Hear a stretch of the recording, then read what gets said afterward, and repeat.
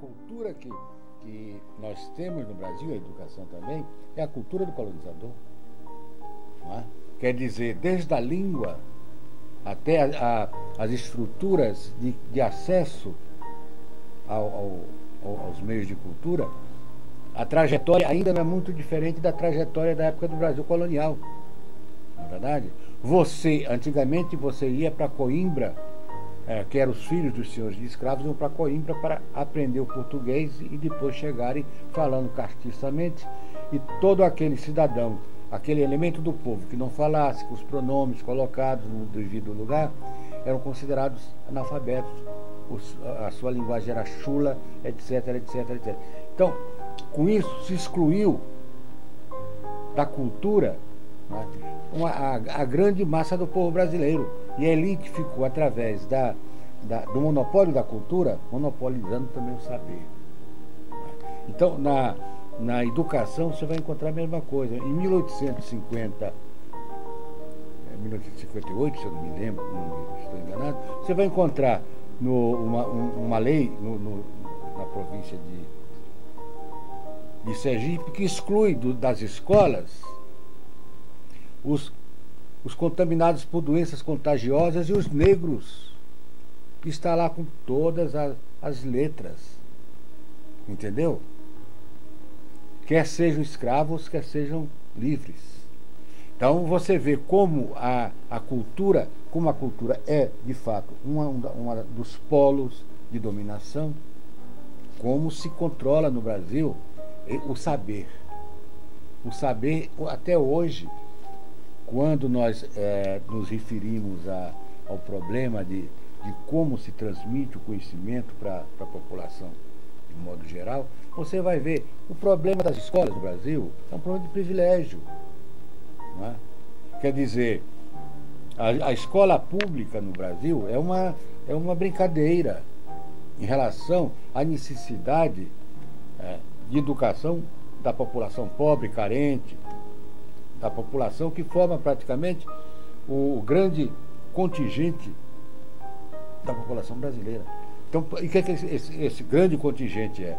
São não brancos.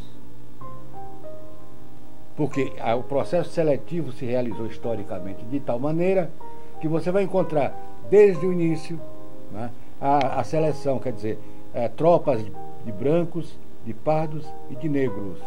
Tropas.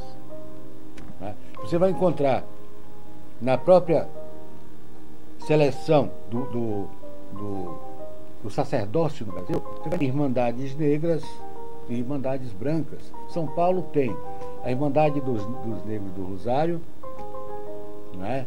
Tem a Irmandade dos Pardos, que funciona no Carmo, e tem a Irmandade dos Homens Brancos também. Então, quer dizer, você vê como eles selecionaram de tal maneira que hierarquizaram etnicamente a sociedade brasileira. Então nós dizemos assim, a miscigenação democratizou. Não democratizou. A miscigenação hierarquizou etnicamente. Por quê?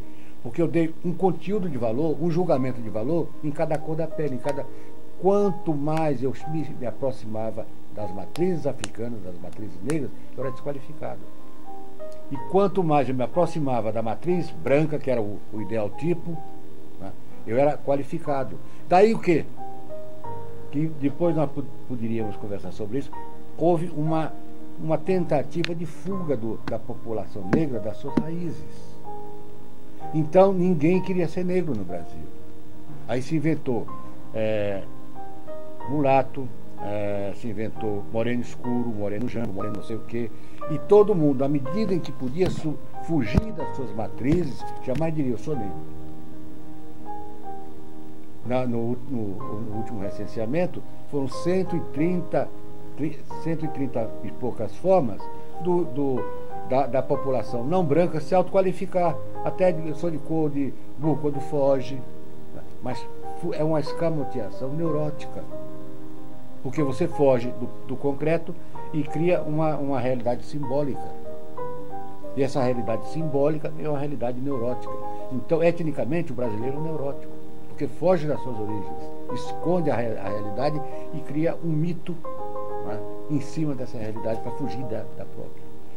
Então, quando se fala no problema étnico no Brasil, eu sempre digo assim, a solução tem que ser uma solução que eu acho que ainda nós não encontramos a solução brasileira para esse problema.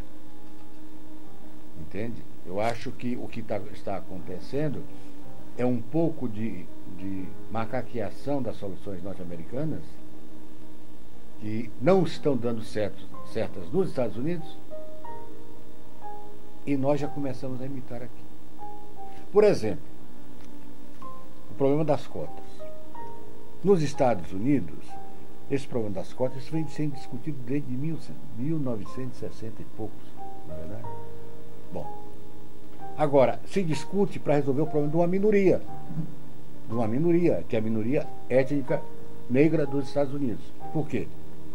Nos Estados Unidos não tem esse gradiente étnico do Brasil. Ou você é negro, ou você é branco.